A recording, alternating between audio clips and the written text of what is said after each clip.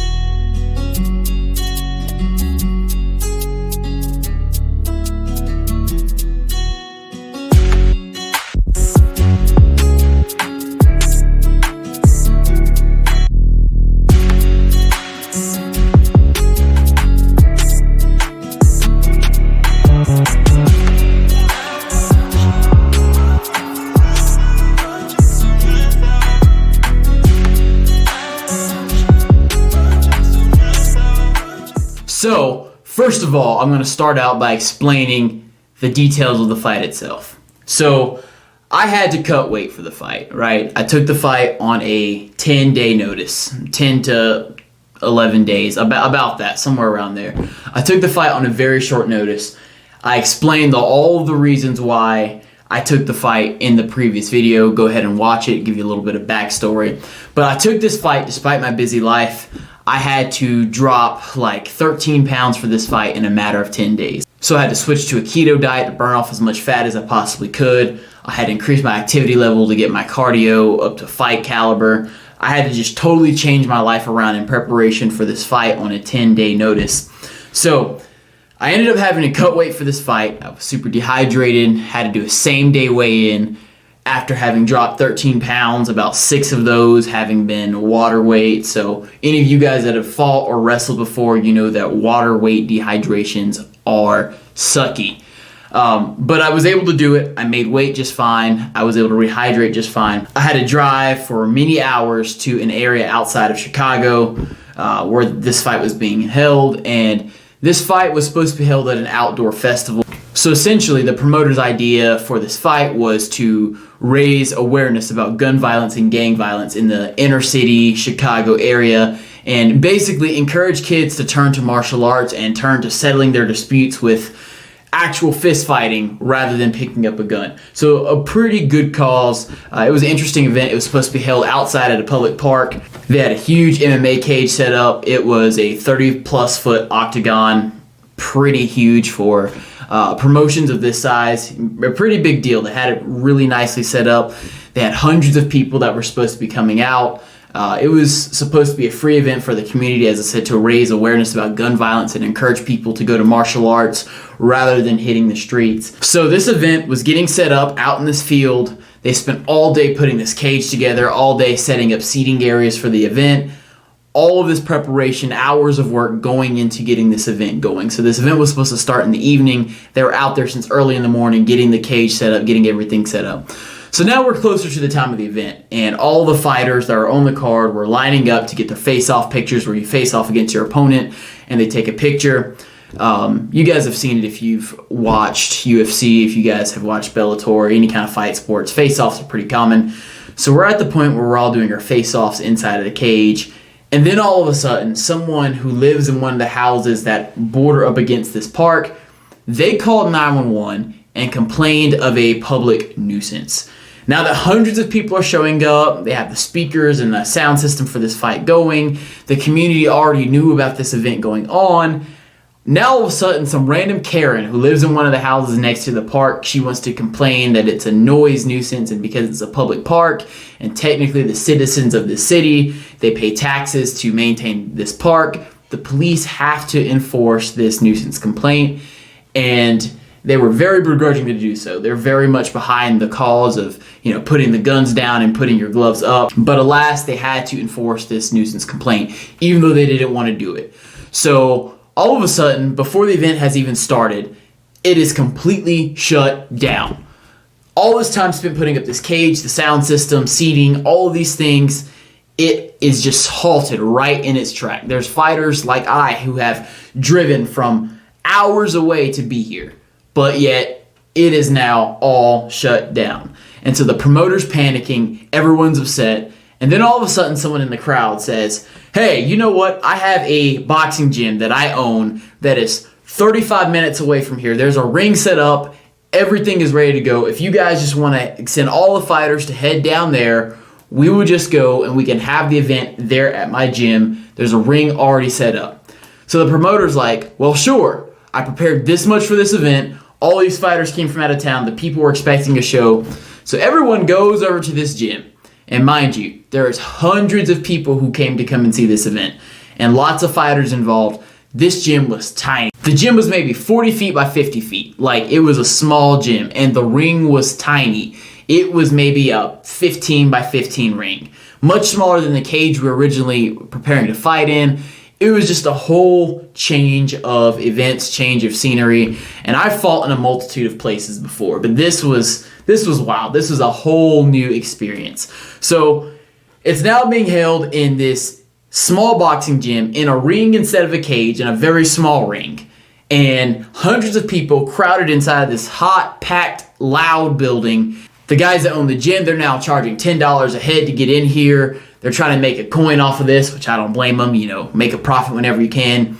So everything that I thought this was going to be is completely changed around, turned around, completely unexpected. And also the owner of the gym, essentially, since he wasn't originally planning to have the event here, it was all impromptu. He did not have this MMA event insured to happen at his place. So just for insurance purposes and liability purposes, he now says that everyone who's going to compete in this event has to wear headgear when they fight. So not only is it at a new place, a small building, completely jam-packed, it's happening in a ring instead of a cage, but now we have to wear headgear. Even in MMA where you can grapple and grab each other, you can wear headgear which can get shifted off, block your vision. Everything about this is completely different than what I was expecting. So this was a whole crazy ordeal. But no matter what, despite all of this, I was still able to get the victory. So I'm going to go ahead and show you guys the highlight of the fight. There's not a whole lot to this fight outside of what I'm showing you here. I mean, the fight literally was finished in the opening part of the first round. So I'm essentially showing you the whole fight right here. So here you go.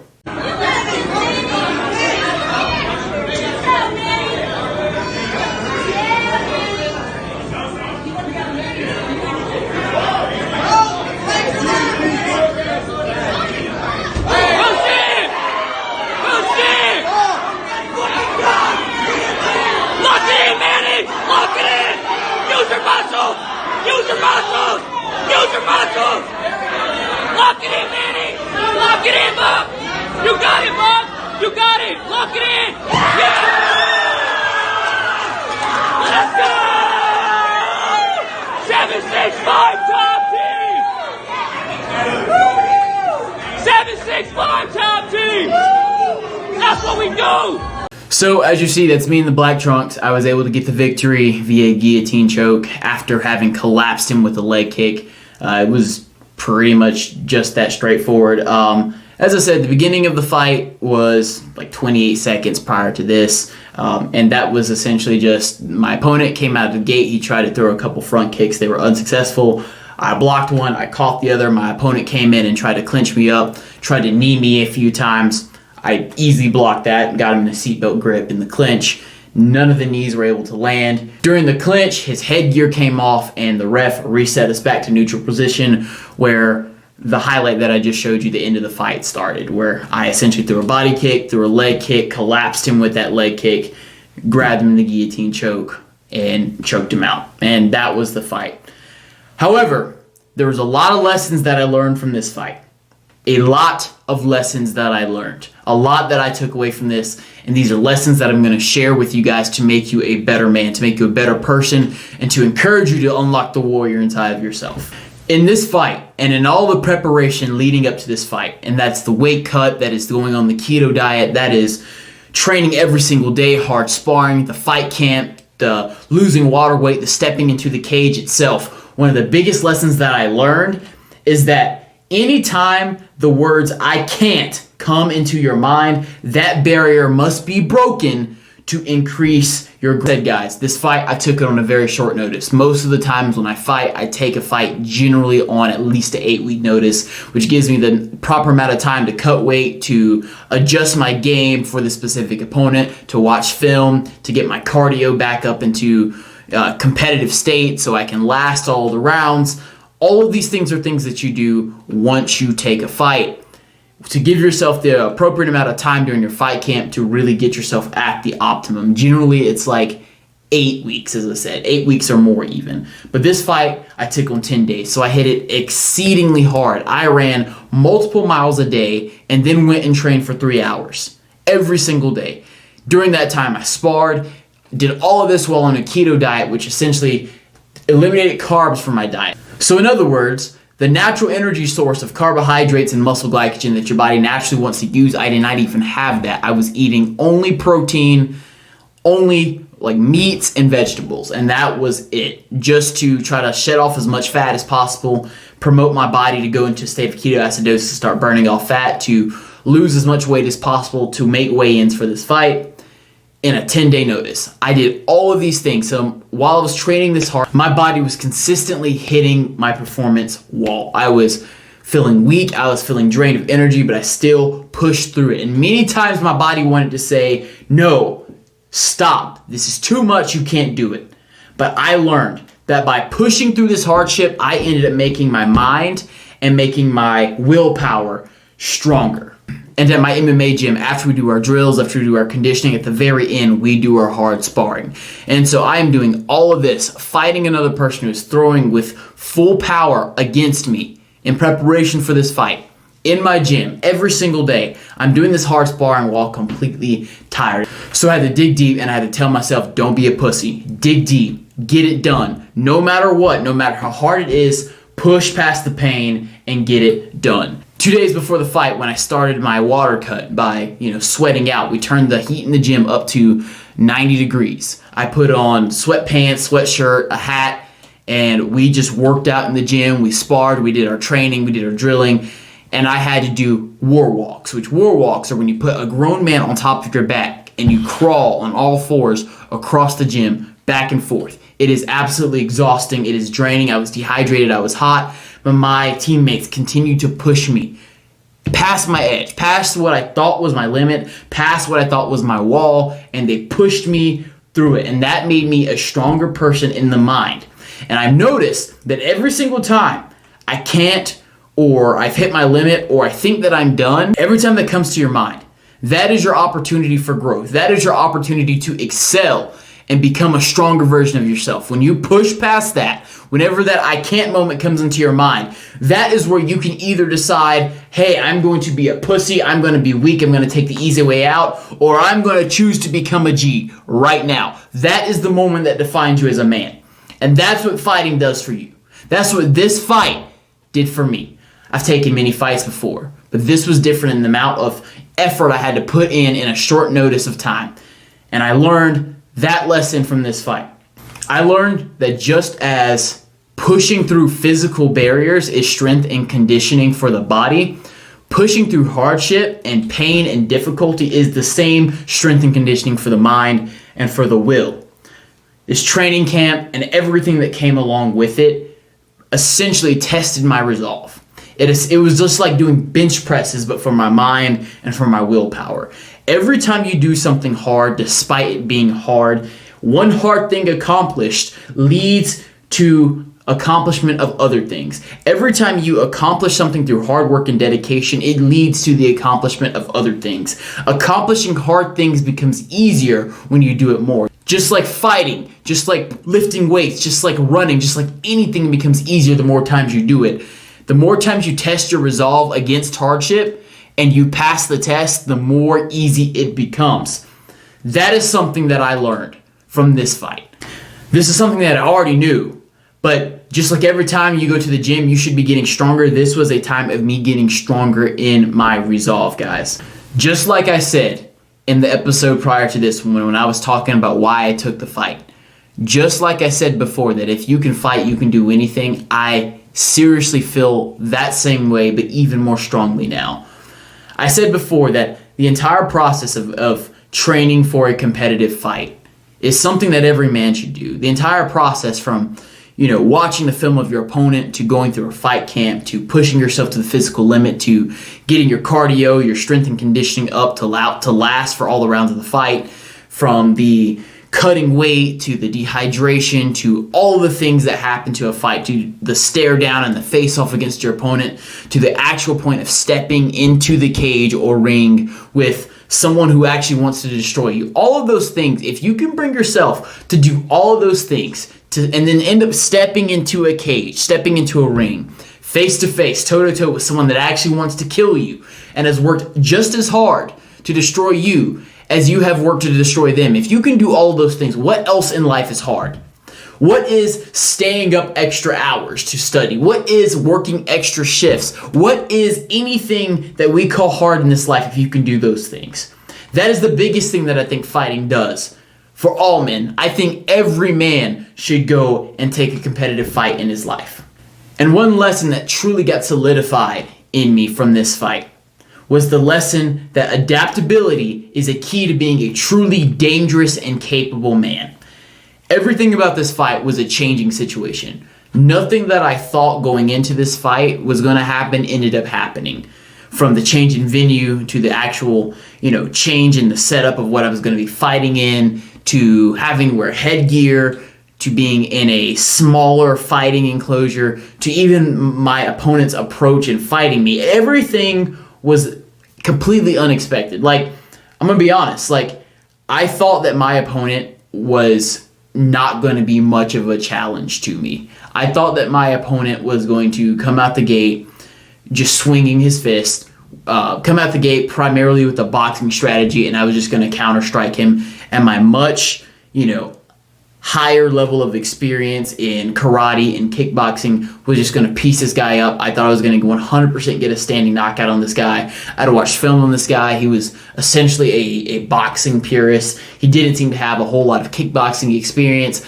I thought that I was just going to go counter-strike his boxing, piece him up, land the head kick, finish him off. I thought that's what I was going to do. Instead of doing that, instead of doing what I predicted, he came out of the gate immediately throwing front kicks and trying to engage a clinch, and it completely threw me off. I wasn't expecting any of that. And mind you, I didn't get hit by anything. I was able to block the front kicks. I was able to do just fine in the clinch. He wasn't able to land a knee on me. I was able to seatbelt grip, block his knees off where he wasn't able to strike me with anything, disengage. But I wasn't expecting him to come out of the gate like that. I wasn't expecting him to come at me with that level of intensity and with that method of approach. He caught me off guard. Everything about this fight was completely unexpected. And yes, I was able to quickly readjust, change my strategy, and annihilate him and finish it off first round. I was able to still get the victory soundly, securely, unquestionably, got the first round finish. However, I had to learn that being adaptable is necessary to being a dangerous man. Because a person who is a unidimensional person, a person who is only one-dimensional and is predictable, is not prepared for every situation. And one of the keys to being a high-value man, of being a dangerous and competent and adept man, one of the keys to being a man who is a fearsome opponent in any realm of human endeavor is a man that is able to improvise, adapt, and overcome in any situation. A man that is able to meet the enemy however he presents to you. And that's not just a physical enemy, that's any situation in life. A man that is prepared to take on anything, can handle anything, can adapt to anything, is a man who is truly a dangerous man and a man of value. And this lesson of being able to be adaptable was completely just solidified in my mind with this fight. It was a lesson that I already knew, but I was once again given a quiz, a test on my adaptability, and I passed it with flying colors. But even the easiest test, even the test that you pass with flying colors, they're all teaching and solidifying something. And this lesson was a lesson that was solidified in me. And I also want to talk about the lesson that over preparation is always better than underestimation. Now, did I know by watching film and studying up on this opponent that he was far less experienced in martial arts than I am? Yes. Did I know that I have 20 plus years of martial arts experience and this guy had not had many fights and his fighting career began just recently? Yes. Did I know all of these things that on paper I had the significant advantage in this conflict? Yes, I did. However, I could not let any sense of hubris or overinflated sense of self-worth or arrogance get in the way of me preparing. Because part of the rule of Bushido is fierceness in battle, but always honor and respect of your enemy so that you give the most to preparation, so that you can meet your enemy with the best version of yourself and that you do not disrespect your enemy by underpreparing and underestimating. Though rationally I knew that I was the better fighter, I still chose to over-prepare, to prepare much more than I needed to so that victory would be assured. And this is everything in life. Anything in life that you're going to have, but you might as well not even do it. This also goes back to adaptability. If you set your mind that things are going to go one way every single time, then you're setting yourself up for failure. Prepare for every scenario so that you can always be on top. And I want to just give kudos to my opponent for coming out with such a fighting spirit, for coming to the fight ready to fight. Understanding that he was the underdog and still wanting to get into the cage with me. I honor him and I respect him for that. And there's a lesson in that to be learned for every one of you guys. Always be ready to come and meet anything that you might be nervous about, that you might be afraid about. Always be ready to meet anything that you might be fearing or anything you might be anxious about head on. Because that is the biggest way to get over a fear, is by meeting it head on. Win or lose, you see that your fear is mortal, that the thing that you're afraid of bleeds just like you do, and that anything can be overcome. Anything is survivable. Because what is worse than failure is regret. What is worse than failure is the thought that you are too much of a coward to even try.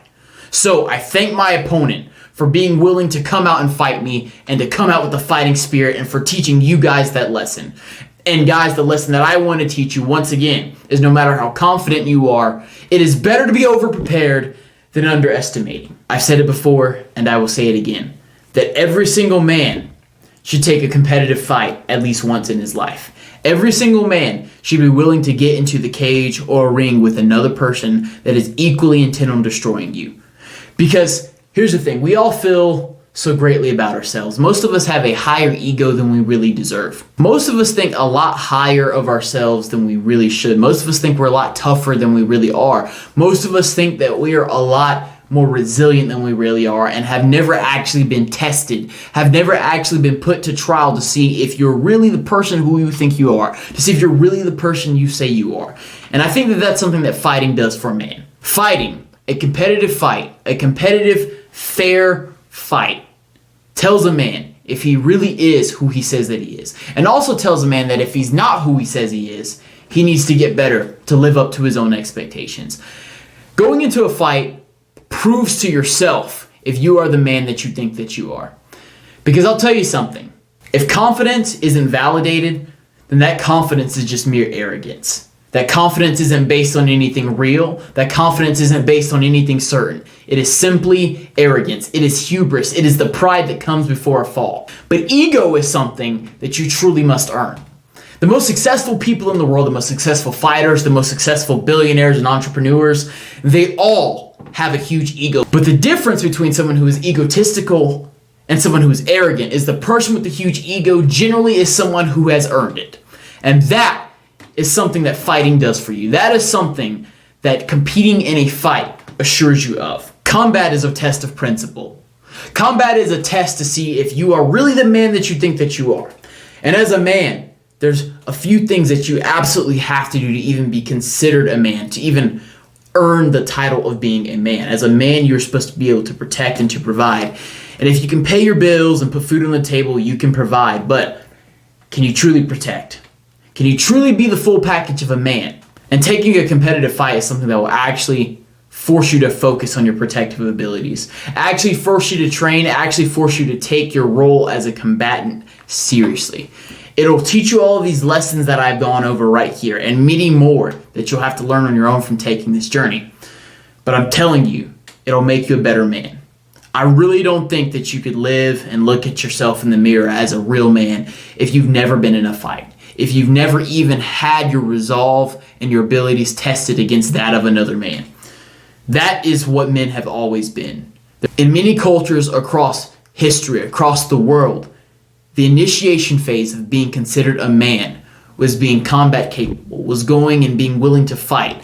And in some cultures, you weren't even considered a man unless you killed someone, like in the Ashe tribe in South America and Paraguay. Or the Spartans, you weren't even considered a true man unless you've had your first kill, unless you were ready for battle. And today we've gotten so soft. But we are still men, we are still the conquerors that our ancestors were thousands of years ago. But in order to live up to the expectations of those ancestors, you should test yourself in combat to see if you're truly capable of protecting and providing. And I guarantee you that that will make you a better man. That win or lose if you take the journey of taking a fight. If you go on the journey of becoming adept in the art of combat, in the art of war, if you go on the journey on becoming a man who can handle himself in a physical confrontation, whether you win or whether you lose in the competition, you have learned the lessons needed to become a man of value, to become the best version of yourself that you can be, because that's what we're about on this podcast, is making you the best, the richest, the sexiest, the most successful man that you can be, so you can have the life that you want, earn the money you want, get the women that you want, because that's who we are. So go forth and conquer, my friends. The world is yours.